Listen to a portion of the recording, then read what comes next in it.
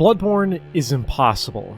Not just because I died to the penultimate boss about 5 times before I damaged him a single time, but because it's a stout game. A brief, violent eruption, a near monotone video game compared to the labyrinth of Dark Souls or the encyclopedic Elden Ring. Yet, it is never ending. Among all the Souls games, a series famous for its mechanical and narrative difficulties, Bloodborne is the hardest. The unrelenting ferocity of the combat combined with the relatively minimalistic toolset, the good hunter has by far the fewest combat options of any Souls protagonist, means that bosses like Ludwig the Holy Blade and Orphan of Kos remain among From Software's hardest bosses, if not the hardest. And the story asks us, true to its cosmic horror origins, to imagine truly impossible sights that can only exist in our imagination, but that our imagination cannot fathom, because we have no conception of these imaginings. Dark Souls asked us to contend with the end, with the dread of something after death, the undiscovered country from whose bourne no traveler returns. But Bloodborne creates layers of reality, dimensions of thought and consciousness, realms of being that run parallel to our material world. Bloodborne slingshots its characters and its playthrough through the stars, into the corners of the cosmos, and in its incredible tautness, its sometimes criticized short length, Bloodborne digs through the vault of cosmic horror, adapting one of the hardest genres to conceptualize in an audiovisual space into a stamina-chugging, blood-soaked action RPG that plunges into despair and terror only hinted at in the previous and future Souls games. Welcome to the 4th part of our 6-part journey through the Soulsborne series. Last time we looked at Dark Souls 2 and 3 and how they functioned as sequels, and today we turn to Bloodborne, the irresistible, lickable nightmare center of the Souls series. As a Lovecraftian, gothic horror action RPG, Bloodborne exists at the crossroads of so many generic descriptors that so many video games try to embody. Everyone wants level-ups, everyone wants rotten towns in the umbra of crumbling cathedrals, secret religions, and ancient catacombs. The indescribable terrors made manifest by moonlight. Bloodborne has all of these. It is double capital L Lovecraftian horror, indulging drunkenly in all the cliches of the genre, and how could it not? Bloodborne did not invent Lovecraftian horror. Lovecraft didn't invent Lovecraftian horror, but it solved many of the problems that plague audiovisual adaptations of a literary style that's traditionally viewed as unadaptable, unfilmable, unthinkable. In the first 3 parts of this retrospective, we sat together and marveled at Demon Souls, Dark Souls, Dark Souls 2, and Dark Souls 3. Games that were breakthroughs because they were bona fide, capital R romantic games. Despite their shallow reputation as grimdark fantasy, those 4 games were about perversions of nature, rebelling against the seasons, and how our attempts to dominate nature reveal our dependency on it. Alant is Frankenstein, Vendrick and Aldia are Byronic heroes. William Blake is the Dark Souls of romantic poets, but Bloodborne, believe it or not, is not the William Blake of Lovecraftian gothic horror action RPGs. It's the exact opposite. Lovecraftian horror is popularly understood as the horror of the unknown, cosmic terror, monsters and entities and intelligences from beyond. Beyond what? Who can say? This understanding is why Lovecraft is considered unfilmable. To see and hear his creatures and the vast cosmos that holds dominion over our pitiful blue rock, to fathom those creatures and those cosmos makes them understandable. To rip them from the primordial depths of the amygdala is to render them powerless. Their lack of definition is the horror. The impossibility is the nightmare that's mesmerized a century of readers and baffled a century of audiovisual artists. To say that From Software single-handedly solved the issue of adapting Lovecraft would be silly. They certainly didn't do it alone, and they didn't suddenly crack the impossible code while locked in the Sony dungeon. What From Software did in Bloodborne was twofold. They adapted Souls' storytelling style, a style uniquely positioned to take advantage of Lovecraftian uncertainty, to cosmic horror, and they simplified Lovecraftian fiction. They boiled it down and found what, at the heart, it truly is. At its simplest, Lovecraftian horror is anti-romanticism. It is the fear of nature as it is, and at a secondary level, it is about the horror of revelation. The worst thing that can happen to any Lovecraftian protagonist is learning. Cthulhu Rising from the Sea is bad enough as a visceral expression of horror, but the click, The moment of Lovecraftian despair is the moment you ram your ship into the old one and you see it does nothing. That moment of revelation is the key to Lovecraft, and Bloodborne correctly identifies that. It seems like a bold move for From Software to create a game like Bloodborne, an anti-romantic horror game after their previous 3 were deeply indebted to romanticism. But like the algebraic equations from math, one of the easiest things to do is make the opposite of something. Bloodborne already existed in Demon Souls, imprisoned in the mind of King Allant, and it already existed in Dark Souls, imprisoned in the mind of Gwyn. I have great news for Bloodborne fans. Bloodborne 2 already exists. It's called Bloodborne. Bloodborne 1 is called Dark Souls. It's a simple inversion, a shift in perspective, that transforms the cycle of the ages of fire and dark from a romantic meditation into a Lovecraftian nightmare. Nature is horrific, and science does not give us the tools to overcome nature. Rather, it opens our eyes to the true depth of the nightmare. The opening images of Bloodborne are the bloodied halls of Yosefka's clinic, a temple of blood ministration, and unknowing source of the beast's scourge, and the gurneys and infusers establish Bloodborne's Lovecraftian terror. In romantic literature, science destroys nature.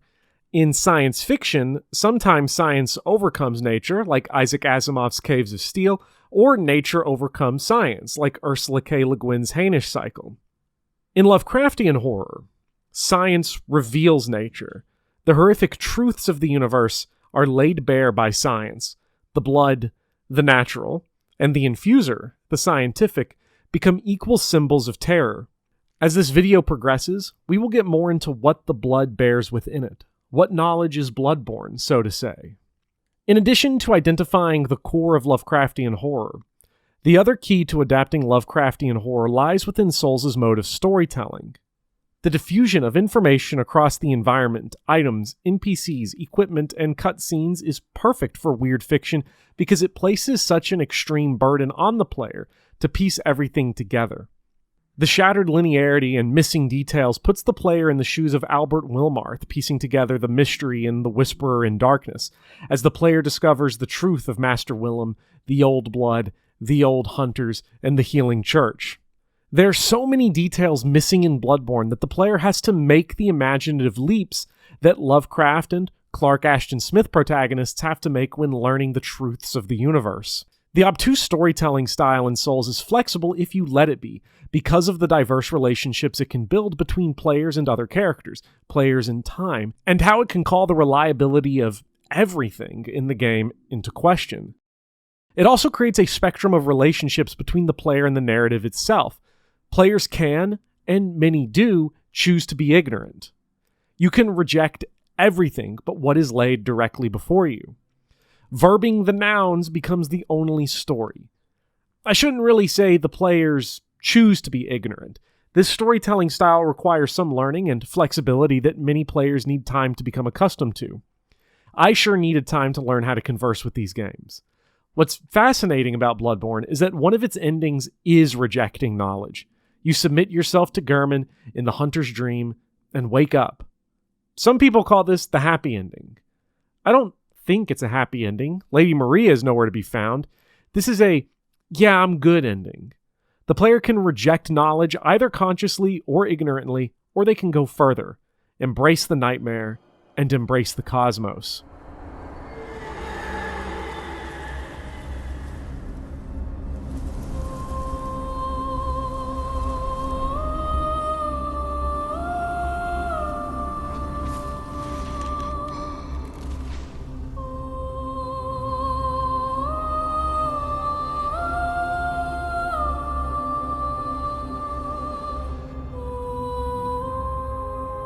The Soulsborne worlds are almost always defined by how loose they are, how far apart these worlds have drifted from themselves, which is a tendency of modernist literature. Bloodborne's storytelling style is successful in adapting weird fiction in part because it makes a more direct aesthetic connection between weird fiction and modernism, the type of connection that would have been scoffed at by critics in the early 20th century, and one that isn't inherently obvious today because the legacies of modernism and weird fiction are rarely considered together. Let's roll back the clock to the early 20th century, a time of great literary development, and a time relevant to us because it was during this period that weird fiction rapidly developed. This explosion of weird fiction occurred simultaneously with literary modernism. The who's who list of modernist writers, James Joyce, Virginia Woolf, Ernest Hemingway, William Faulkner, seem worlds apart from Lovecraft and Clark Ashton Smith, the two leading writers of weird fiction. Part of it is social. The literati, then and now, are less willing to seriously contend with genre fiction than with literary fiction, and another part is aesthetic. The modernists, for all their radical formal innovations, are beautiful. Their sentences, winding, endless, intertwined, are aesthetic marvels. The weird fiction writers are the exact opposite. They're ugly. The thick verbosity that Lovecraft is famous for runs linguistically perpendicular to most conceptions of literary aesthetics. Lovecraft, Smith, and their forbearing Edgar Allan Poe are famous for their vocabularies, but they aren't any more sesquipedalian than Faulkner or Shakespeare. What makes their verbosity noteworthy is its ugliness. Here's a random sentence from Virginia Woolf's Mrs. Dalloway. But it did make his blood boil to see little creatures of 5 or 6 crossing Piccadilly alone. The police ought to have stopped traffic at once. He had no illusions about the London police. Indeed, he was collecting evidence of their malpractices, and those costermongers not allowed to stand their barrows in the streets, and prostitutes. Good Lord, the fault wasn't in them, nor in young men either, but in our detestable social system and so forth. All of which he considered, could be seen considering grey, dogged, dapper, clean as he walked across the park to tell his wife that he loved her. Modernist fiction is a response to the chaotic, illogical world that somehow allowed World War I, with its archaic and obscure causes and untold destruction, to happen. It's a literary form that's intellectual and meditative. Weird fiction was, and is, viewed as an artifact, a symptom of the world that modernists were responding to. That coexistence as art and artifact prevented weird fiction from getting its critical due for a long time. Such aesthetic ugliness and the critical disrespect partially comes from genre's reliance on cliché. Not that literary fiction doesn't have clichés. Oh no, are there cliched similarities between The Silence and The Passenger, two late novels by postmodern authors Don DeLillo and Cormac McCarthy, where characters extensively discuss advanced physics and Einstein and the impact those ideas have on our relationship to ourselves? Well, it can't be a cliche because advanced physics is haughty and also slippier. Unless you make up cartoon shit about pessimistic, nihilistic 7-hour Hungarian films that explore the nature of authority and evil. Please remove Belatar's Santandango from the screen, please. It's much harder to see the cliches in the art house and literary fiction than genre fiction. The cliches in Romanticism, for example, are much broader because genres of literary fiction often de-emphasize plot. Romanticism is the groundwork from which Dark Souls pulls so much of its influence that, as a game and a story, it seemed inherently more fresh than Bloodborne, a game that has to contend not only with the famous cliches of its forebears, but also from being the mechanical inheritor of a new popular genre, the Souls-like. Yes, Bloodborne is a Souls-like in the same way Doom 2 is a Doom clone, but it wears the double curse of inheriting another genre named after a specific work or author, with it also being Lovecraftian. And Lovecraftian fiction is genre fiction. It's filled with easily identifiable cliches that, unlike the cliches of Romanticism, do not carry an implicit highbrowedness. Bloodborne full-throatedly, deep-lovingly embraces many of the cliches of Lovecraftian and Gothic fiction. Big cathedrals, spirally spires, haunted castles, ghosts of dead nobles. Look at this portcullis. Underground crypts, dungeons, great old ones, beings from beyond the stars, secret monsters within and secret monsters without. Wolfmen, wolfwomen, disrespected women, hang-ups with women, disgust of women, fear of talking to women. Help me, I'm a monster man no one likes because I'm ugly. I'm a monster on the inside who looks normal on the outside who no one likes because I kill people. I'm a woman no one likes because I am a woman. That's an alien. That's a space monster. That's a scarier space monster. That's an eyeball. That's the beast of darkness from Berserk. Birth imagery, pregnancy imagery, insemination imagery, layered levels of reality. Dreams, nightmares. You died. Noun verbed. Here's my beating stick. Here's my pizza cutter. British people. It's been said before, and it will be said again. Bloodborne is 3D Castlevania, and Castlevania is a cliché buffet of horror iconography. And you love it. You love that shit. You clap when you see it. It's easy for critics and pretend critics, that's me, to get all huffed and puffed at generic cliched imagery. However, werewolves and vampires and brooding lovers are simply toys in the sandbox that artists and Imaginarians get to play around with. You can rearrange them in infinite ways. The cliches of literary genres that are harder to deal with and adapt across mediums are plot devices and story beats, and this is where so many audiovisual attempts of Lovecraftian horror tend to struggle. A common plot trope is the frame narrative that sets up the story as unbelievable or unimaginable. Hey, you're not gonna believe this shit, man. You see, what had happened was, At the Mountains of Madness's opening paragraph invites us in with the promise that doubt of the real facts, as I must reveal them, is inevitable. Yet if I suppressed what will seem extravagant and incredible, there would be nothing left. The journal handed to the narrator of the City of the Singing Flame warns that while you can publish this journal sometime, people will think it the last and wildest of all my fictions. There's an invitation to doubt baked into so much weird fiction. Part of it is pure kayfabe, a classic reverse psychology on the reader. There's no way you'll believe this, the narrator says. Little does the narrator realize that I'm a huge idiot and will believe anything, but it also grounds the story in reality. Realistic fiction, the Flauberts and George Eliots of the world, win the reader over through minutiae and intricate detailing that mimics reality. Weird fiction is not called weird for no reason. It must somehow bridge the gap between fiction and reader, and challenging the reader to believe is a fast, easy, consistent way to do that. But it also serves another purpose.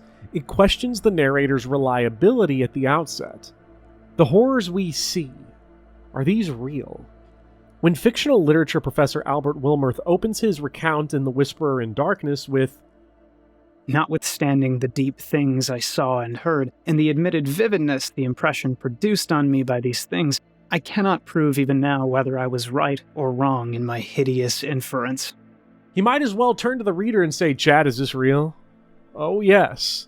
Like the good streamer engaging their audience in digital escapades, Lovecraft likes to give the reader a task. Can you believe it? Do you believe it? The answer is always yes. At least for me. I read The Whisperer in Darkness in one sitting on Christmas Eve 2015. Usually I read to sleep. That night, I couldn't sleep. If Santa were real, which he is, I would have heard his fat ass munching cookies and milk. I was wide awake for 26,441 words, 8 chapters of surreal unease. The shadows of the night, carried by the dull, snow-covered streetlights, reached in through the blinds and pulled me into them. The crackling, buzzing, unclear voices on the records Wilmarth studies and is drawn by, created or uncovered a deep fear of noise, the low crackle of television static, a noise that seems to hum out of the corner of the universe, perhaps from the Big Bang itself, fills your body, and leaves to wander on. Remember the sentence I just said? The horrors we see, are these real? Well, we don't see anything other than words on paper. These are the powers core to the Lovecraftian mode: doubt and self-revelation. Doubt the veracity of the account, and then envision it. I say self-revelation instead of something reasonable like imagination, because the horrors you generate in your mind, those impossible-to-hold images that come and go, flash in the brain, real to your eyes, but only for a moment visions, tell the reader as much about themselves as they do about the story. Audiovisual Lovecraftian horror struggles because so often they translate this trope directly. But because there is a definitive visual, a definitive sound, a true tactile reality to an audiovisual story, this presents a problem for a fictional mode built on disbelief, doubt, and impossibility. Eldritch horror must be reworked significantly for audiovisual mediums, and it often isn't because, understandably, there's an intense desire to render the impossible from stories we love. It is a conundrum, an artistic fallacy of sorts. if you make the impossible possible, then it was never impossible, and the fertile grounds of the subconscious remain unreaped. Dredge's DLC, The Pale Reach, solves the Lovecraftian problem by building an extra layer onto the frame narrative cliché. Your nameless fisherman stumbles upon what is, in essence, the aftermath of At the Mountains of Madness. You become the frame narrator, finding the journals and the evidence that detail the impossible, but you only ever know its aftermath. You never see what exactly happened at the Pale Reach, only its leftovers. Bloodborne breaks from this cliché in the opposite direction. The protagonist, the good hunter, goes to Yharnam of their own volition, seeking the pale blood. There is no accident, no shocking discovery of monsters and unfathomable horrors. From the beginning, our character knows the score, knows what they seek. Perhaps the true depth of the nightmare, the deepest secrets of the hunter's dream and the healing church and the Chalice Dungeons remain unknown, but the existence of great horror is expected and actively sought. The madness of so many Lovecraftian stories is rarely expected by anyone other than the reader at the outset. Science expeditions and geology surveys and investigative reporting and cave diving gone horribly wrong. But we are a hunter, and a hunter hunts. When we find the cleric beast, or Vicar Amelia, or a Breedis daughter of the cosmos, we are not defending ourselves against them. They are defending themselves against us. This reversal allows the horror to unfold piece by piece, a simple quest for blood unspooling reality each time we see something that perhaps we should not have. The visions from the skull of Lawrence, Rom the vacuous spider, the one reborn. A simple, organized, explainable reality splintering off into webs of complex truths and mysteries is Bloodborne's modernist bent, and how it fuses the two literary genres. Souls has always had a refinement in it that parallels closely with the Romanticists and the Modernists. The name Gwyn, Lord of Cinder, has an aesthetic nobility to it. Even if you hate Gwyn, and we hate Gwyn here, you must respect the name Lord of Cinder. Even in its repulsive gothic horror, names in Bloodborne often have that. Ludwig the Holy Blade, and Lady Maria of the Astral Clock Tower. But more often than not, the names are simply mouth pleasures to pronounce. A grand liturgical malfeasance oozes from them. Rom the Vacuous Spider, Martyr Ligarius, Forsaken Castle Canehurst, Mikolash Host of the Nightmare, Bergenworth, Yahar Ghul, Unseen Village. Come on, say it out loud. Rom the Vacuous Spider. Oh yeah, you know you like it. But Bloodborne places the regalia and pomp of Dark Souls under the microscope, the same way the modernists did with the preceding century of art and literature. Look at the old hunters compared to Artorias of the Abyss. Artorias of the Abyss is sublime. The royal forest, the noble Artorias, the majesty of the sinking city of Ulasil, and the total darkness of the Abyss. It's legendary, it's beautiful, it's tragic. The old hunters is as ugly as Artorias of the Abyss is beautiful. The fishing hamlet, ripped moist and squirming from the pages of the Shadow over Innsmouth, is rotten, molded, sinking into the sea, populated by cosmic corruptions. St. Adeline is a survivor of the research hall, face melted to a lump of meat, awaiting revelation. Lady Maria of the Astral Clock Tower, the most human entity you encounter in the DLC, is already dead when you meet her. The living humans you do fight, the living failures, are lanky, sinewy, terrestrial extraterrestrials unable to ascend to the higher plane sought by the research hall. Orphan of Kos slithers out of the corpse of its dead mother, dying as soon as born at the hands of the hunter. Ludwig the Holy Blade is a rotten counterpoint to Artorias. Like Artorias, Ludwig is a major player in the base game, left mysterious and unknown, and is, surprisingly, the first boss of the DLC. Artorias, corrupted by the Abyss, is the consensus best fight in Dark Souls, and the mechanical basis of so many of the epic dueling boss fights to follow from Looking Glass Knight, Nameless King, Slave Knight Gale, Genichiro Ashina, and Melania Blade of Mikola. Ludwig is not like this. He is a hulking, misbegotten beast, skin folded inside out, mind lost to animal rage, but unlike Artorias, who maintains his aesthetic dignity, Ludwig does not. Even when he regains some of his mind, some of his gallantry, his old world nobility, he's still a raging, flailing horse monster, stapled to a body that is no longer his own. Friend of the channel and resident freak enjoyer Vivian Aladrin, who has a love-love relationship with From Software bosses like Ancient Dragon, Dark Eater Midir, and the Great Serpent, finds Ludwig repulsive. Yes, even Sonic fans are repulsed by the Great Horseman. His design is a resonant terror, ripped away from illusion, inside out, revealing the terror within. Several bosses in Bloodborne are ripped inside out. Blood-starved beast's skin is hanging on to its flesh, slinging side to side and all around from its neck. Vicar Amelia is a monster erupted from within, as is the uxoricidal Father Gascoigne.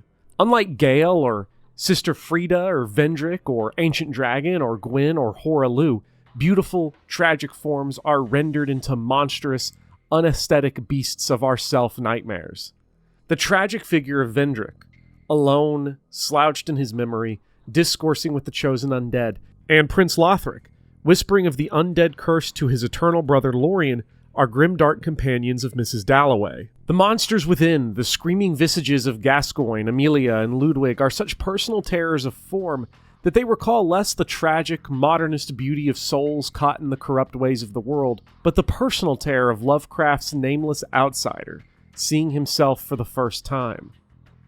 I cannot even hint what it was like, for it was a compound of all that is unclean, uncanny, unwelcome, abnormal, and detestable. It was the ghoulish shade of decay, antiquity, and desolation. The putrid, dripping eidolon of unwholesome revelation, the awful barring of that which the merciful earth should always hide. God knows it was not of this world, or no longer of this world. Yet, to my horror, I saw in its eaten away and bone-revealing outlines a leering, abhorrent travesty of the human shape, and in its moldy, disintegrating apparel, an unspeakable quality that chilled me even more. Mrs. Dalloway and Knight Artorias are beautiful bodies and souls bound by chaotic worlds. Ludwig the Accursed and the Outsider are terrible bodies in terrible worlds, and the dignity of Ludwig the Holy Blade cannot strip the horrific countenance from a mutated body. But like how Virginia Woolf reveals societal sickness by peeling the skin back on the old world order that ended in 2 world wars and massive global death for no rational reason, Bloodborne and weird fiction does the act literally, revealing corruption in the folded back skin of its monsters. The weapon that takes its name from Ludwig, Ludwig's Holy Blade, is a grand weapon, a fan favorite not just because its 2 forms are so similar to the longsword and greatsword of Dark Souls, but because of its nobility. The crosshatch R1 combo of the Holy Blade recalls the knights of old and legendary heroes. The weapon itself deals righteousness damage, and unlike other trick weapons, the Kirkhammer and the Reiterplosh, its transformed state does not reflect the mire of Bloodborne. It does not become a crude hammer or a vulgar gun. Yet the namesake of the blade, Ludwig, is twisted, far removed from the imagined majesty of the Holy Blade. The second phase of Ludwig, when he becomes the Holy Blade, has him wield the Holy Moonlight Sword. Not only does this go so hard, and not only does it make true Fromheads stand and Citizen Kane clap at the appearance of the Moonlight Greatsword, it also nakedly wears the conflict between content and form. The sword itself is beautiful, ethereal, dreamlike. Its wielder a great monster who, no matter how noble, cannot return the exposed eyes and mutilated flesh back to an older idyllic form. This seemingly unnatural pairing of the beautiful and the damned, the modern and the weird, is natural when we consider horror and how compelled we are by it. With all this talk about dreams, it's important to remember the value of sleep. If you're like me and struggle with balancing your sleep schedule around work, school, and all those video games that won't play themselves, that's where Manta Sleep, the sponsor of today's video, comes in. Manta Sleep produces a number of high-quality sleep masks and accessories to help give you a better sleep and nap time experience. Each mask, from the Pro Mask to the Weighted Mask and everything in between, is tailored to meet your specific needs. Each mask is easily adjustable, and the eye cups allow for a comfortable fit over your eyes. As someone who likes to listen to YouTube videos and music to sleep, I tried out the Sleep Mask, whose adjustable built-in Bluetooth speakers let me get the sound I need to reach a deep sleep. Their masks are all 100% blackout, so all those annoying phone alerts and the cat opening the curtains will be a thing of the past. And it's not just for overnight sleeping. Manta Sleep promotes slowing down, relaxing, and taking naps to keep yourself energized in your day-to-day life. Follow the link in the description or pinned comment below and enter the code BOPHEAD for 10% off your order.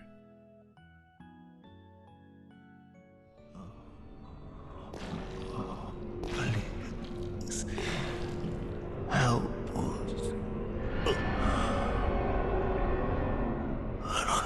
Silent beast. The great terror looms.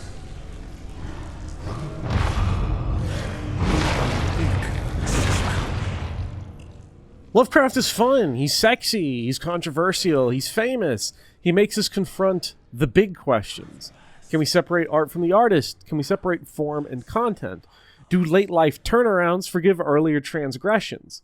Does it matter when an artist is dead? To what extent should we even care to begin with? I'm not going to attempt to answer any of those questions in this video. It's not really the point, but it's a contentiousness that overhangs any discussion of Lovecraftian fiction like a leaky cantilever. In preparation for this video, I spent a lot of time not just slowly replaying Bloodborne, but also rereading parts of H.P. Lovecraft's The Complete Fiction and Clark Ashton Smith's The Dark Eidolon and Other Fantasies. At the end of Lovecraft's Complete Fiction is a lone essay by Lovecraft, Supernatural Horror in Literature. When I was about 9,000 disorganized words deep into this video, I decided to read it for the first time. Supernatural Horror in Literature is longer than all but 3 of Lovecraft's stories: The Dream Quest of Unknown Kadath, The Case of Charles Dexter Ward, and At the Mountains of Madness. And for large sections of it, you can tell that Lovecraft was not nearly the essayist that he was a storyteller. Some pages are nothing but plot summaries of Gothic novels. He would have fit in wonderfully on YouTube, but there are still worthwhile observations. Some that are prescient of Bloodborne, a game that wouldn't release until 86 years after the first edition of Supernatural Horror in Literature was completed. Lovecraft opens with the declaration that the oldest and strongest emotion of mankind is fear. And a belief that horror as a form is disrespected critically because critics and academics want a didactic literature to uplift the reader towards a suitable degree of smirking optimism. For an old breed of critics, this was true. For video game critics, this isn't quite the case. Video game critics, at least insofar as they set the culture around gaming online, are seekers of roundabout mechanical systems, perfectly pedagogical design, desirous of pornographic repetition. The conversation around Bloodborne has perhaps seen frame rate, the least interesting aspect of any game imaginable, mentioned more than any other aspect of it. We need a Bloodborne remaster and a remake and Bloodborne 2 because the best the game currently gets is a stable 30 frames per second on PlayStation 5 with HDCP turned off. When the gooners at Goon School seeking field trip to Sniffacon tank your performance, it's frustrating, but hardly of interest. Hardly deserving of discussion when the entirety of Bloodborne is as singular, as evil, as raven purple a creation of video game art. Lovecraft could have written the sentence, Bloodborne 2 should never have been made, and would only come off as slightly anachronistic. Hell, in 300 years, the years 1929 and 2015 will seem basically contemporary with each other, just as 1529 and 1615 to us now seem like basically the same thing. 1608 was 5 years ago. Bloodborne is an outlier among From Software's recent output and also among Miyazaki's directing career. Of the Soulsborne games, Bloodborne is the only horror title. Certainly, the games have horror set pieces. The Tower of Latria, Tomb of the Giants, and the Abyssal Woods and Shadows of the Erdtree are all horrific, but Bloodborne is the only to truly commit itself fully to horror. Lovecraft runs through a list of authors from Dickens to Shakespeare to W.W. Jacobs, arguing that every author, no matter how institutionally respected or how much they pursue a didactic literature of smirking optimism, will give themselves over, at some point, in part or in whole, to horror, to the supernatural, and the cosmic. That Miyazaki and From Software would create their most taught Soulsborne with the lone horror title in the series isn't a surprise. Lovecraft points to Macbeth as Shakespeare's descent into the cosmic. Unlike his other major tragedies, Macbeth is brief, among Shakespeare's shortest plays, the one with the least comic relief and no B-plot. The tragedies in King Lear and Othello are man-made and avoidable. Everything in Macbeth is doomed to happen, ordained by the cosmos and prophesied by the witches who exist outside of our reality, free from our dimensional tethers, able to drift between worlds. They are, like the old ones of the Cthulhu mythos and the great one Odin of Bloodborne, indefinable.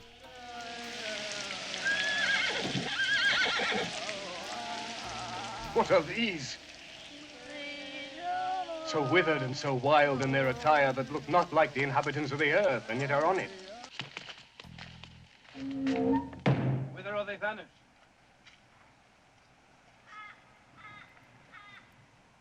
Into the air.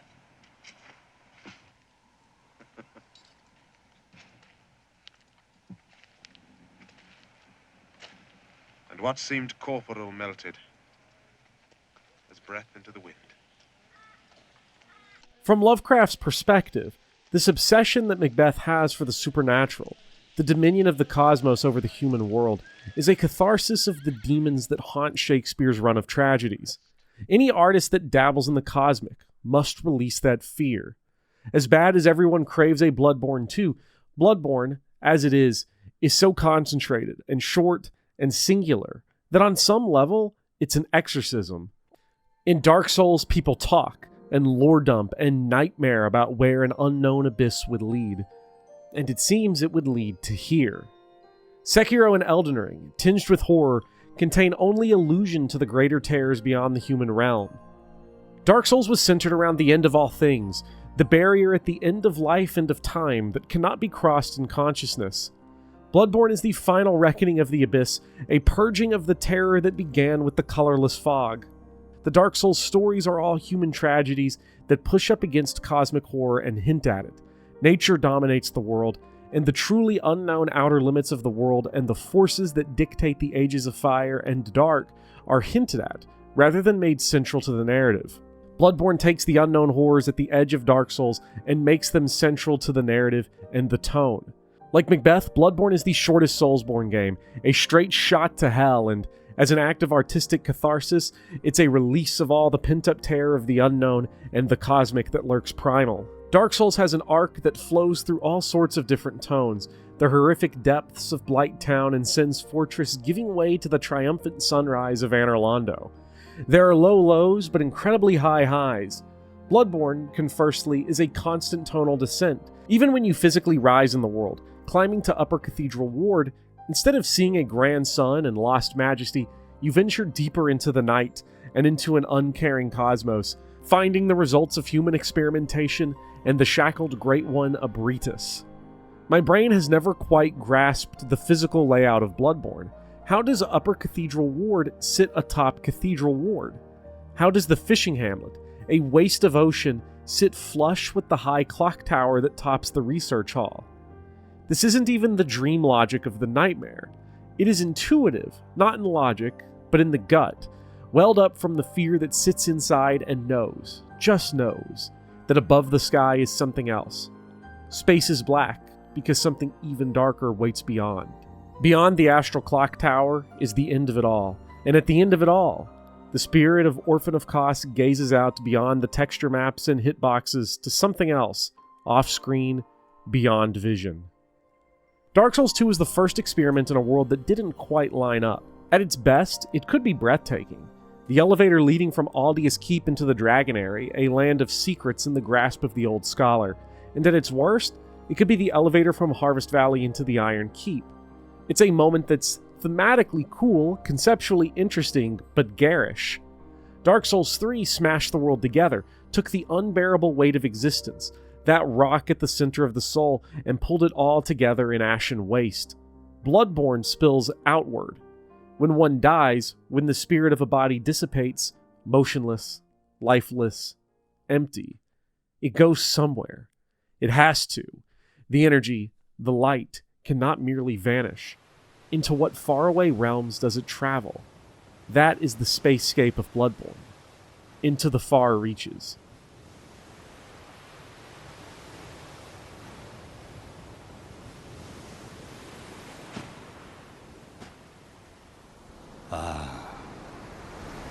sweet child of Kos returns to the ocean. A bottomless curse, a bottomless sea, accepting of all that there is and can be.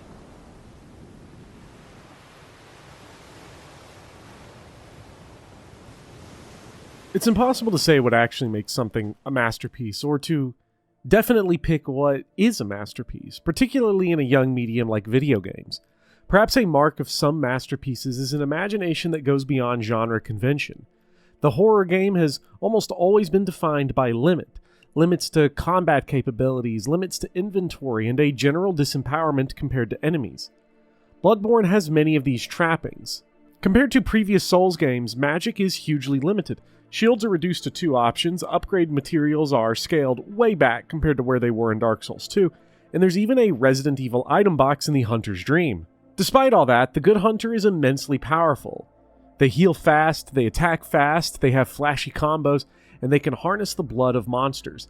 Instead of running away when taking damage, you can rally the health back by bathing in the soothing blood of the beasts. It does for Souls melee combat what Resident Evil 4 did for Resident Evil combat, but instead of drifting the series away from horror, it sucked it into the maw. Bloodborne was a seismic shift in From Software Souls games. The action of the previous 3 games was slower, more deliberate, and heavy. Then it was developed alongside Dark Souls 2, and released only 378 days after Dark Souls 2 only brings Bloodborne's mechanical divergence into sharper focus. Dark Souls 2 is the slowest of all Souls games. Its stamina regeneration is so slow, so arthritic, that it's a system shock to play them back to back. A PlayStation 4 player who missed the previous games could have gone from Bloodborne to Dark Souls 2 Scholar of the First Sin, a game released in North America exactly 2 weeks after Bloodborne. I would say there's no telling what that experience was like, except I know because that was me. I didn't play Bloodborne at launch, but I did go straight from Bloodborne to Scholar of the First Sin, and that Dark Souls 2 early game was brutal. What do you mean I can't spam 5 R1s in a row? Dark Souls 2 represents the end of that initial lineage traced through Demon Souls and all the way back to Kingsfield. Perhaps unintuitively, the horror of Bloodborne simply could not continue that methodical pace. The deliberateness found in Dark Souls 2, the craftiness demanded in Demon Souls, would subtract from Bloodborne. This is a game where you're no longer undead. You're a hunter. Victory achieved has become prey slaughtered. When locked on, the dodge roll has become a quick dash. There is still craftiness and RPG-gasms to be had. Problem solving can still be done in the game's menus and in the item hotbar. Items in Bloodborne are particularly powerful. From the beast blood pellets I kept forgetting to use, to using poison knives on NPC hunters in Mikolash, to oiling up Amelia and Cleric Beast, and to manipulating the blood-starved beast with pungent blood cocktails. Summoning is still a core component of the game, with NPCs frequently available for both bosses and levels. If you're struggling with blood-starved beast, use some of your insight to purchase Father Gascoigne's armor set. It offers incredible poison resistance and can take the edge off of that final, relentless phase where blood-starved beast overwhelms with both speed and poison buildup. But almost every encounter in the game circles back to a basic idea. Dash into the enemies and fight. Do not back off. You are the aggressor, and are not afraid of taking a little damage if it means causing so much more mayhem. The Hunter's Tools, the game's magic system, has abandoned the generous D&D magic charges of Dark Souls 1 and 2. Here they use your Quicksilver bullets, often multiple at a time, and are limited. If you want to get more bullets mid-combat, you must spend your HP to get more. This new through line of hyper-aggressive Souls games would continue through Dark Souls 3, released exactly 1 year to the day after Bloodborne in Japan, and then Sekiro. Sekiro in particular will magnificently and violently expand the tools of aggression. Elden Ring will be a bridge back, taking the fast pace of Bloodborne and Dark Souls 3 and emulsifying it with the problem-solving and build variety of Dark Souls 2 and earlier. Of course, I have 2 entire videos left to talk about Sekiro and Elden Ring, so let's shelve some of that discussion for later. What's important is that Bloodborne has a well-deserved reputation for birthing a new line of Souls games. It's interesting that Souls games begin to rapidly increase in speed here, since this is the Souls game that is closest to a horror game. Standard convention says that horror is effective when it disempowers the player, but in many horror games, there comes a point where you just aren't disempowered anymore. Resident Evil gives you many strong weapons, and it's entirely reasonable to have hundreds of handgun bullets by the time you reach the hospital in Silent Hill 2. By starting from a place of power in Bloodborne, the world instead collapses around the player instead of the player collapsing around the world. The monsters, the health bars, the margins for error get tighter and tighter until Ludwig the Accursed and Orphan of Kos overwhelm the player, playing with a size and speed that pushes the capabilities of the hunter to the absolute limit. In a Resident Evil structure, Cleric Beast would be fought with a handgun and knife, and Ludwig with a grenade launcher and magnum.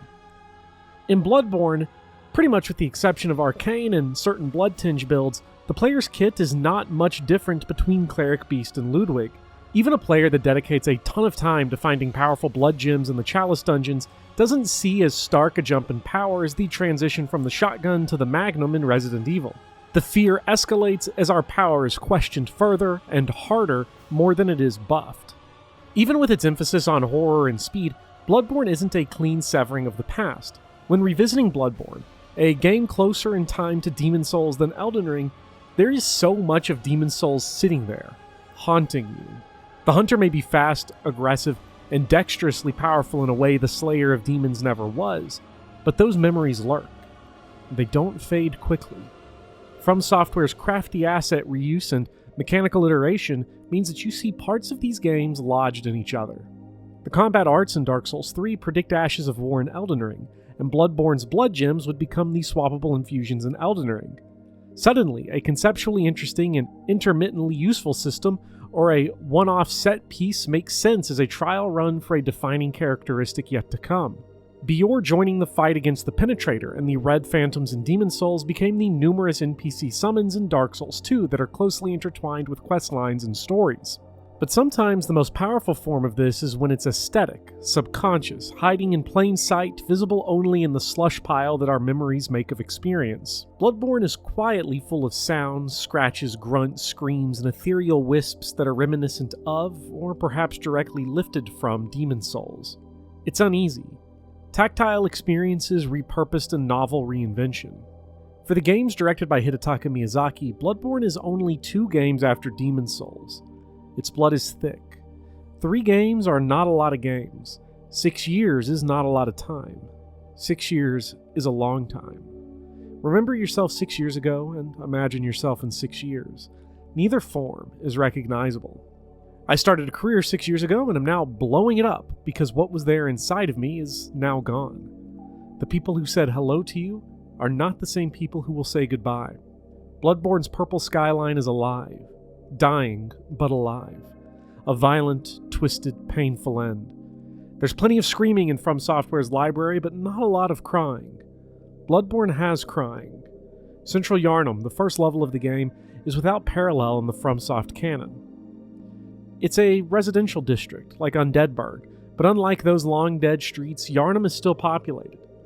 From behind the doors, you hear the people crying, screaming, coughing, hunkered down for a chance, however remote, to survive the night.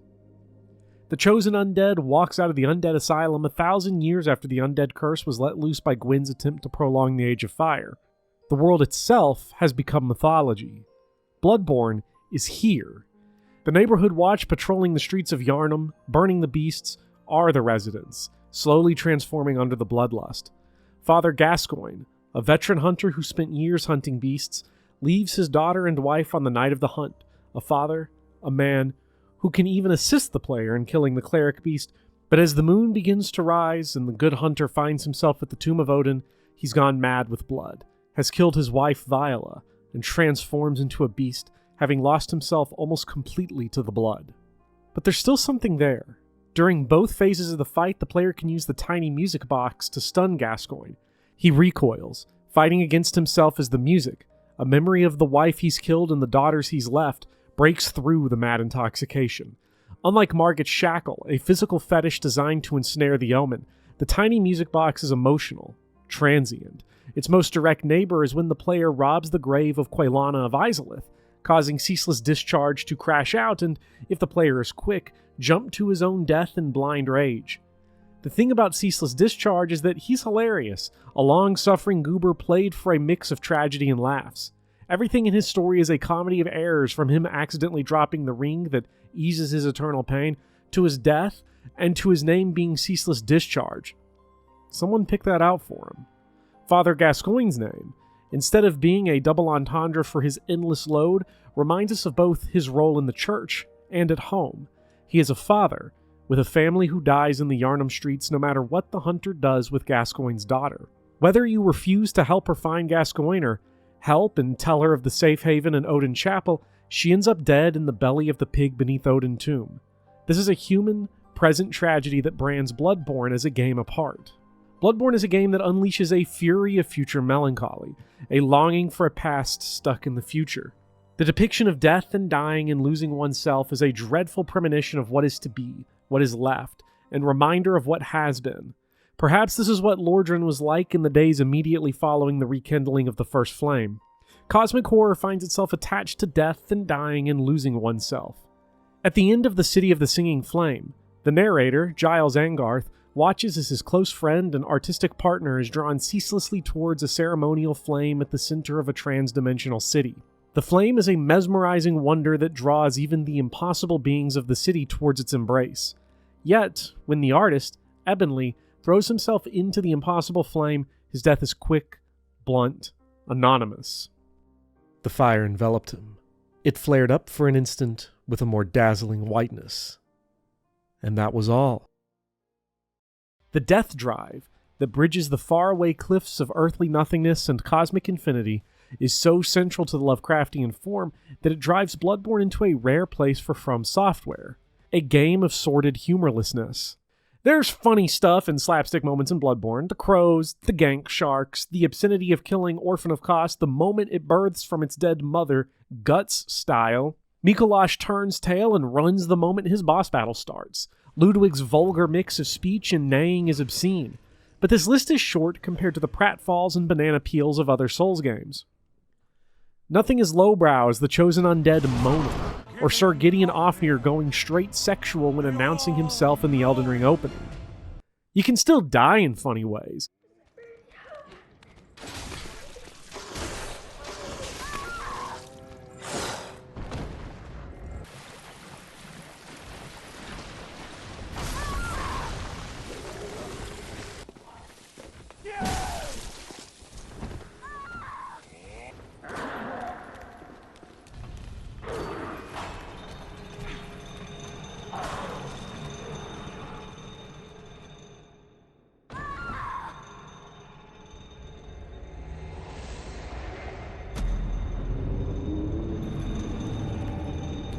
But outside of Patches' Funhouse and Nightmare Frontier, death is isolating. When you get transported in front of a rune bear or into Celia Crystal Tunnel in Elden Ring, you can feel From Software digging their elbows into your ribs. But in its short, monochrome runtime, Bloodborne's gameplay is less interested in kicking you off of a cliff for fun or sticking you in the bowels of Lost Izalith than it is in making you sit with the crying infant Murgo dying after slaughtering its wet nurse. Even when Bloodborne pulls familiar tricks, the tone is different from the Circus of Sin's Fortress or the Volcano Manor Abductor Virgin. On my first playthrough, I had been killed by the Snatcher in Central Cathedral Ward and taken off to the Hypogean jail. Expecting to respawn at the Cathedral Ward lamp, the hunter woke up in a cell, in a room ripped away from the mental map of Yharnam I'd spent the last 15 hours constructing. Up to this point, Bloodborne had been a horror-themed game. Monsters and madmen. A radical, misunderstood doctor played by Boris Karloff would fit in neatly next to Gurman. If you like horror, you need to go watch Boris Karloff in The Body Snatcher, The Haunted Strangler, and The Man They Could Not Hang. After an opening first act that plays like a splatter-paint universal horror film, the Hypogean jail is evocative, horrible, deathly. Bloodborne is a game that throws you to the wolves. Or, well, wolf.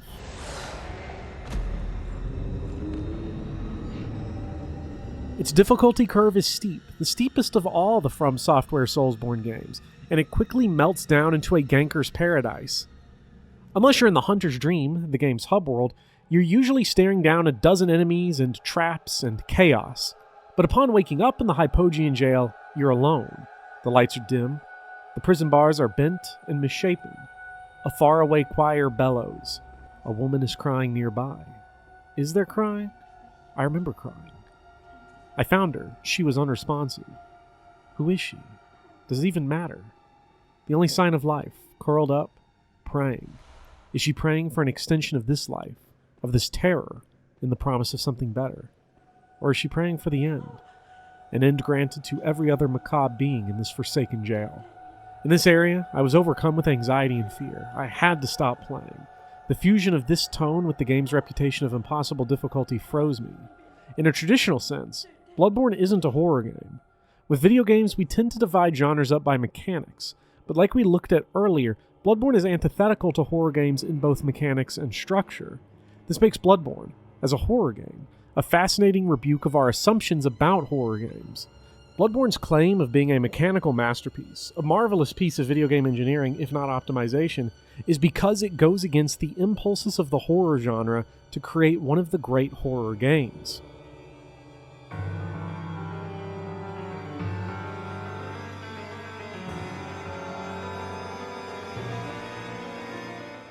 I've referenced Clark Ashton Smith a couple of times throughout the video, but if I had to guess, most viewers know H.P. Lovecraft, and comparatively few know of Smith. He's not obscure per se, but Lovecraft is a titan, and Lovecraft's style of horror is more resonant for many readers because of its scientific bent. Lovecraft is concerned with the edges of science, with the unobservable below the observable universe. Many of his characters are scientists or researchers seeing the edges of their fields enter the darkness. The weird fiction of Smith, a pulp horror writer contemporary with Lovecraft, is more fantastical. Fantasy fans would do well to read Smith because his ancient civilizations and cosmic nightmares tend to break more towards fantasy than science fiction. Bloodborne is in the Lovecraft vein because of its preoccupation with medical science. The fan-given series name, Soulsborne, fuses Dark Souls into Bloodborne, but also divides them, establishing them as separate entities needing to be compounded. Smith offers us a bridge between Dark Souls and Bloodborne. A small difference between Dark Souls and Bloodborne is that on their Wikipedia pages, Dark Souls is called a dark fantasy action role-playing game, while Bloodborne is just called an action role-playing game. The gothic, the modern, the horror seem so separate from fantasy, but a particular power of Smith is how he finds horror in fantasy, an incredible feat given how much horror tends to ground itself in some sort of recognizable reality. For FromSoft heads, Smith's imagery overlaps with Dark Souls and reveals the cosmic horror lurking beneath the Age of Dark and the Abyss. It may be ever so slightly indulgent on my part, but let's listen to some of Smith's poetry. The Last Night, and a selection from Ode to the Abyss. As we listen to them, I want us to focus on the images and themes that overlap with Dark Souls. I dreamed a dream. I stood upon a height, a mountain's utmost eminence of snow, beholding ashen plains outflung below to a far sea horizon, dim and white. Beneath the spectral sun's expiring light, the world lay shrouded in a deathly glow. Its last fear-laden voice, a wind, came low. The distant sea lay hushed as with a fright. I watched until the pale and flickering sun in agony and fierce despair flamed high, and shadow slain went out upon the gloom. Then night, that war of gulf-born titans won, impended for a breath on wings of doom, and through the air fell like a falling sky. O many gulfed, unalterable one, whose deep sustains far-drifting world and sun, thou wast ere ever star put out on thee, and thou shalt be when never world remains, when all the sun's triumphant strength and pride is sunk in voidness absolute, and their majestic music wide in vaster silence rendered mute.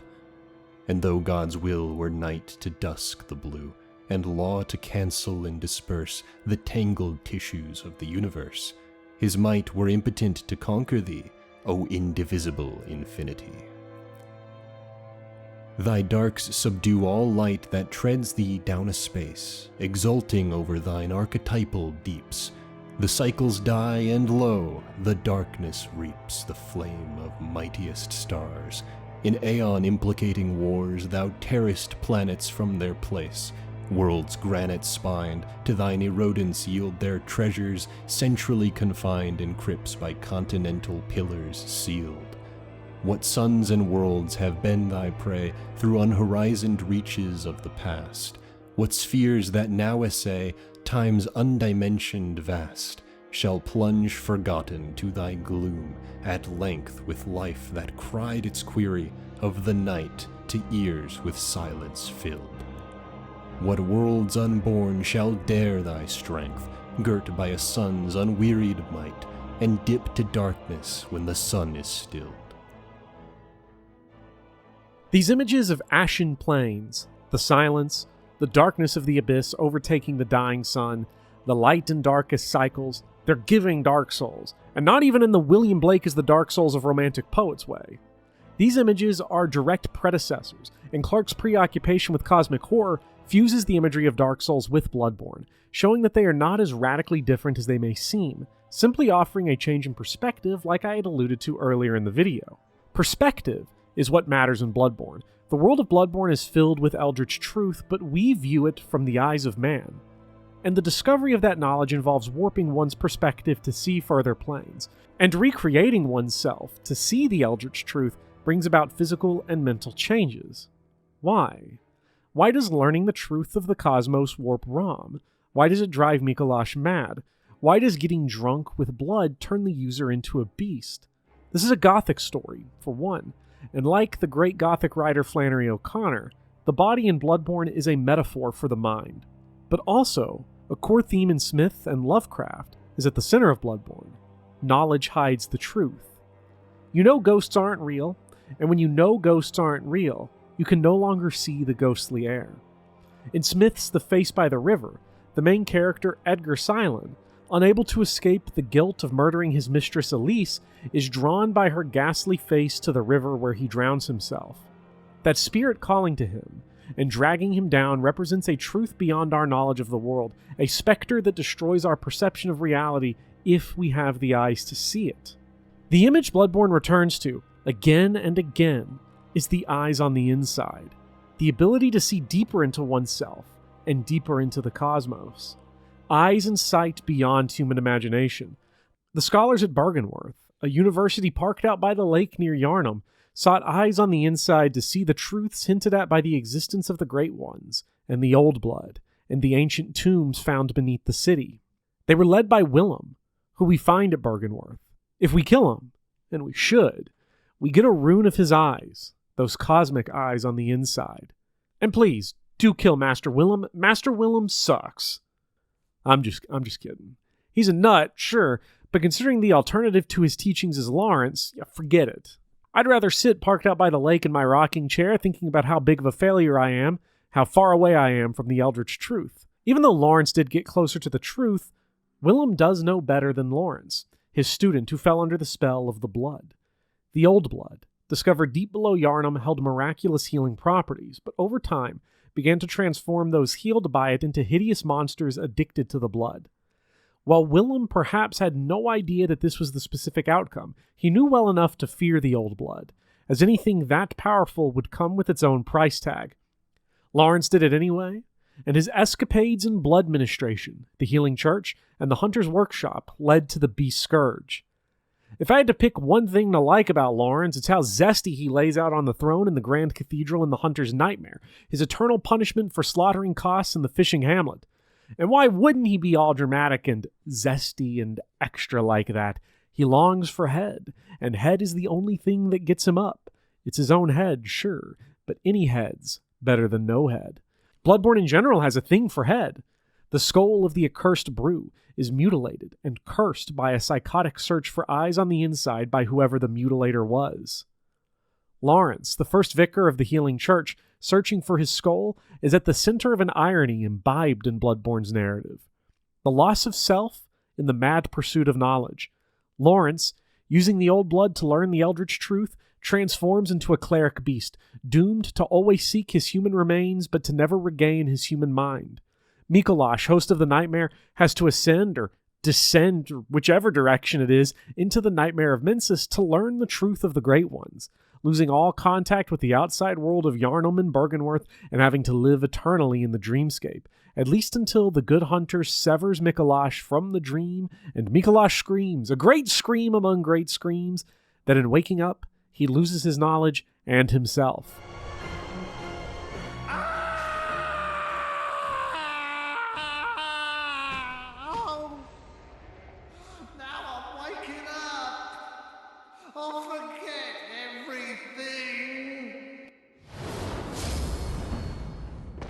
Assuming his physical body is the mummy in the cuck chair that the good hunter inspects when entering the dream world, which I do assume because of Mikolash's title, Host of the Nightmare, then he and every other dead scholar of the unseen village had to sacrifice themselves to learn. Mikolash is, in his own way, a pathetic figure, not just because he runs. He's a coward. Anyone can be a coward. He's pathetic because he spends his time in Mensis praying, begging the Great Ones, perhaps the brain of Mensis, to grant him eyes like they did for Rom. Rom, like Mikolash, is or was a student of Bergenworth, and she is, with great affection, called Vacuous, both by the Boss Health Bar and by Mikolash. The Boss Health Bar, the Vacuous Spider, implies that Rom is mindless and unintelligent as the Spider Great One, but Mikolash's dialogue, referring to her in the past tense as the Vacuous Rom, implies that Rom, when she was human, was also mindless and insipid. Perhaps then, becoming a Great One, attaining the Eldritch Truth, means not only losing one's connection to human knowledge, but perhaps also never having any to begin with. Willem was a genius, and is stuck out by the lake. Lawrence is a beast. Mikolash is trapped in the dream. But Rom, she's a Great One. This is also why, seemingly at random, some of the victims in the research hall become celestial kin. Those who still retain their humanity wail in pain, begging the good hunter to kill them, or crying out for Lady Maria, waiting for a death that never comes because of the perpetuity of the hunter's nightmare, and also because players are afraid to do anything in these games. Others are mindless automatons, attacking on sight. A select few have come close. The living failures in the Lumenwood Garden can call upon the cosmos, but are stuck. Saint Adeline, who can hear the Great Ones, loses herself like everyone else in Yarnum, but instead of losing herself to blood, it's to her hunger for brain fluid. The enlarged head, I love Big Head. Some of the meat piles in the research hall, and Adeline herself hear the constant dripping of the sea. Adeline wonders if you still hear the dripping of the sea at the bottom of the sea, and it's perhaps that little retention of human logic that keeps her from becoming a Great One. The sea itself is the source, the life, the truth. The Great One Kos comes from the sea, able to grant eyes to Rom and fade the fishing hamlet out of the earthly realm and into the hunter's nightmare, a purgatory she has created for the blood-drunk and mad hunters and Bergenworth scholars who killed her. There's a cosmic nightmare to this, a web of sin and suffering spiraling out from this mad quest for the Eldritch Truth. The fishing hamlet, it seems, worshipped Kos and was slaughtered by the hunters for her body. Ludwig, Lady Maria, Lawrence, and Gurman are all bound to the dream world after death, a blood-borne hell, a land of eternal ganks, nonsense, and no buyable blood vials. The nightmare is a punishment beyond revenge for an unholy murder, an act by Kos that recalls the curse of Cain from Genesis.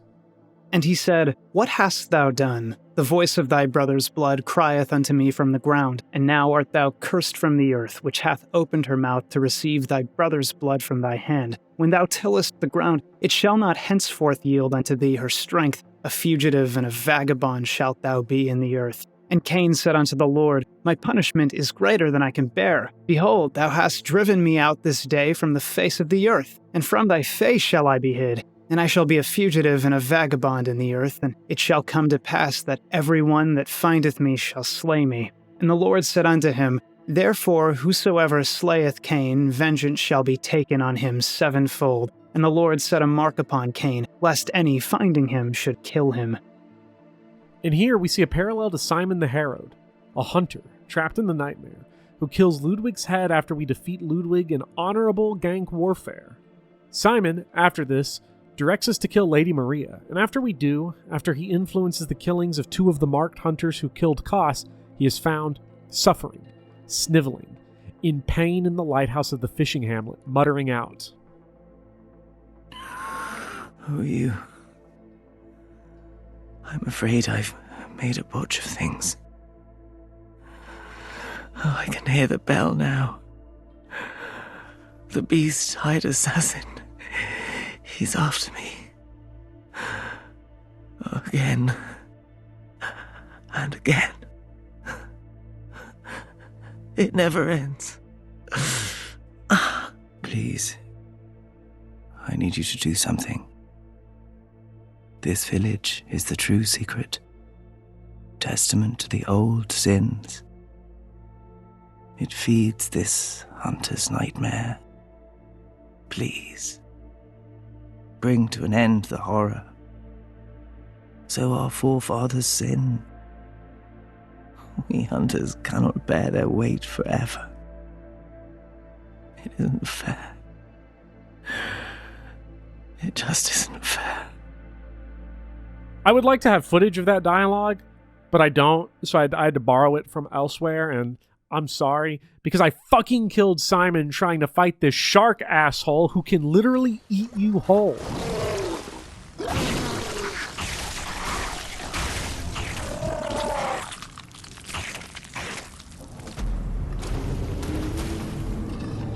That's a cool animation. Thank God you only have to fight 2 of these dickheads at the same time as tithe for trying to cosplay Lady Maria, who is my wife, despite being dead and fictional. This is my penance. This is what you get for being just like Gurman, who stocks Roosh V books in his library and tells you to have sex with the doll he modeled to look exactly like his dead friend Lady Maria, who he fumbled, I assume, over and over again. You're welcome to use whatever you find. Should it please you. What a fucking loser. Simon, variously involved in the player slaying Ludwig and Maria, is left with nothing but fear and the weight of the nightmare and the injustice of the revenge. Simon, like all the mad hunters, is left to bear the weight of the sins of the old hunters. Simon shares his name with Saint Simon of Cyrene, who was made to carry the cross, the weight of sin, with Jesus. And as they came out, they found a man of Cyrene, Simon by name. Him they compelled to bear his cross. Such allusions, references, and connections that entangle Bloodborne to everything from Lovecraft to Gothic architecture to biblical figures helps create that mysterious, unknown outer shell that continues to fascinate players with Bloodborne a decade after it came out.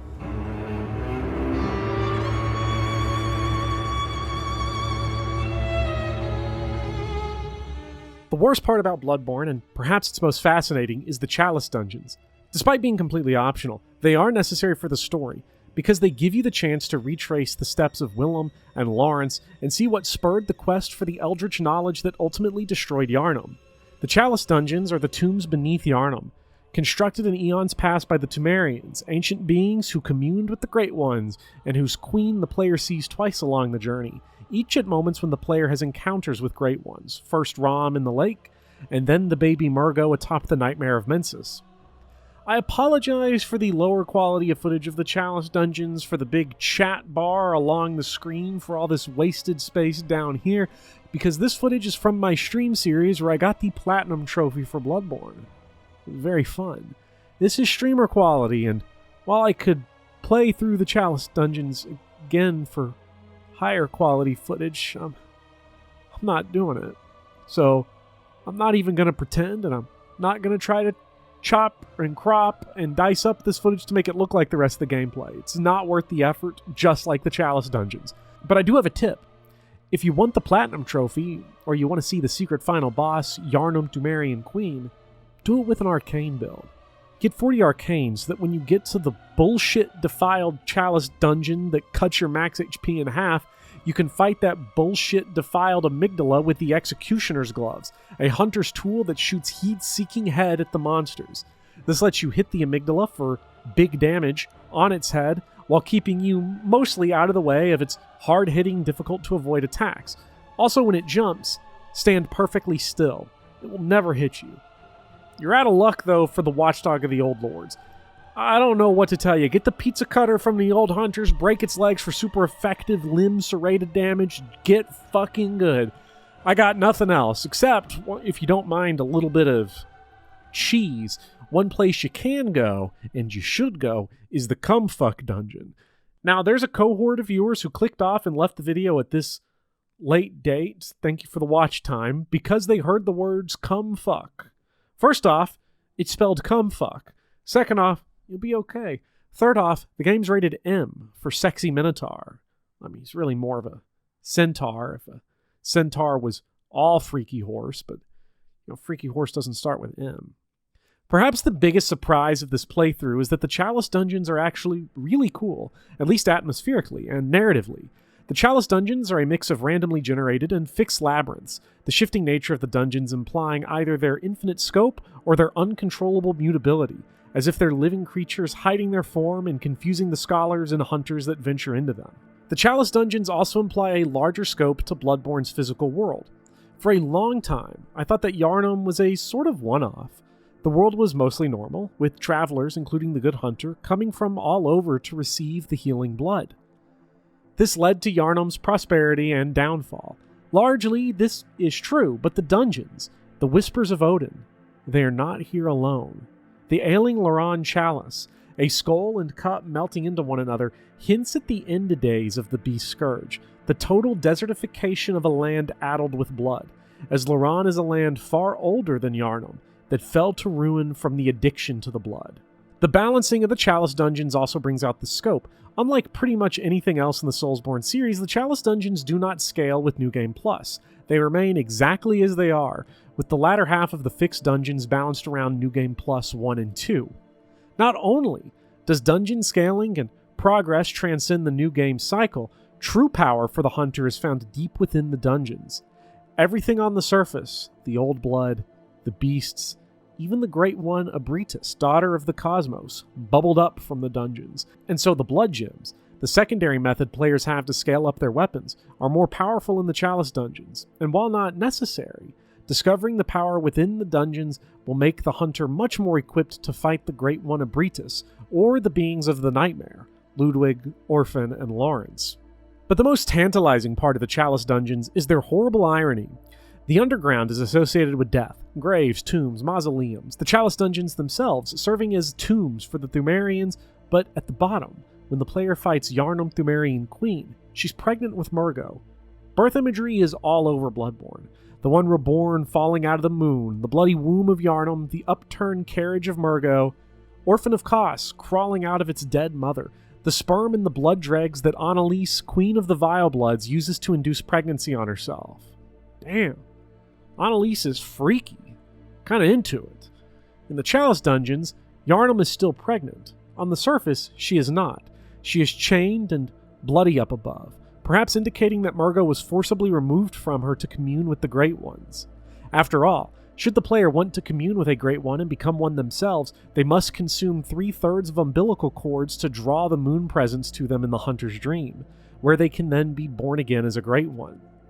3 of the game's 4/3 of umbilical cords are harvested from infants or the women that bore them. The infant Murgo from her cradle, killing Ariana's baby in the tomb of Odin, and killing the pregnant Yosefka. On one hand, Bloodborne is exhibiting a body horror revulsion to pregnancy and childbirth that makes a lot of people uncomfortable. Some of the most contentious legal and religious issues are around childbirth, abortion, contraception, the status of the unborn as people. But to its modernist and weird fiction origins, Bloodborne is using its pregnancy images to further its suspicion of institutions of science. An uncomfortable amount of scientific knowledge comes from abuse, from violating the consent of patients to abusing highly vulnerable people. The ethics around medicine and medical research, like any other law or ethos, tell a story. In Bloodborne, we see the sick used to research the old blood, and pregnant women are used and harvested for Lawrence and the Healing Church to commune with the Great Ones. Despite being the same item in function, each umbilical cord has a separate description, one of the coolest details in Bloodborne. And Yosefka's cord reads, Provost Willem sought the court in order to elevate his being and thoughts to those of a Great One, by aligning his brain with eyes. The only choice, he knew, if man were to ever match their greatness. It's weird to say this because the Great Ones are called Great Ones, and ones like Odin exist on the formless plane, but the Great Ones themselves are abused subjects of the Healing Church. The other 3 umbilical cords start by saying, Every Great One loses a child, and then yearns for a surrogate. The Church uses the Great Ones to obtain knowledge of the Eldritch Truth, taking advantage of the parental instincts of the Great Ones to harvest their children, and the Church hunts down Kos and keeps Abritus locked and hidden away in the Upper Cathedral Ward to commune with the choir. And there's everything else the Church is doing in the research hall, performing live experimentation on the people of the fishing hamlet in pursuit of the truth. This isn't a suspicion of the natural sciences or of the truths we find in science, but of the institution, the abuse of nature and of people. Even Willem, himself more than willing to use the umbilical cords of great ones to attempt communion, saw the dangers in the drunken pursuit of knowledge without thought of consequence. The theme of Bloodborne is fuck Lawrence, and not in the way that his supine figure wants. The truth buried within the blood, and the nature of the Great Ones being too much for the human mind and body to handle, and the institutional rot that this quest of knowledge causes, reaches the same suspicion of science that the modernists and early weird fiction writers had. Lovecraft, Smith, Wolfe, Hemingway, they all lived in a world that saw the industrialization and mechanization of war and genocide. As people lay dying by the millions from inadequate medicine and medical care during the Spanish flu pandemic, millions more were massacred on the highly mechanized fields of World War I. A blind fetish for science and knowledge can destroy the world, just as a blind fetish for fire did so in Dark Souls. I don't want to say there aren't redeeming qualities to Lawrence. Where Willem saw fear and suffering, Lawrence saw goth chicks and werewolves. Guy was kind of freak-balling it, but his insanity revealed the limits of a limitless world, a contradiction that binds Bloodborne to Dark Souls and points forward to Sekiro and Elden Ring. Next time, we will get into Sekiro, a game that I don't think is a Souls game, but I would be remiss to not include because everyone wants it and it's awesome. Hopefully it will not be as long of a project as this one, but I feel pretty safe in saying that Bloodborne is my favorite Souls game, making it pretty easy to yammer. It does have Lady Maria after all. A corpse should be left well alone.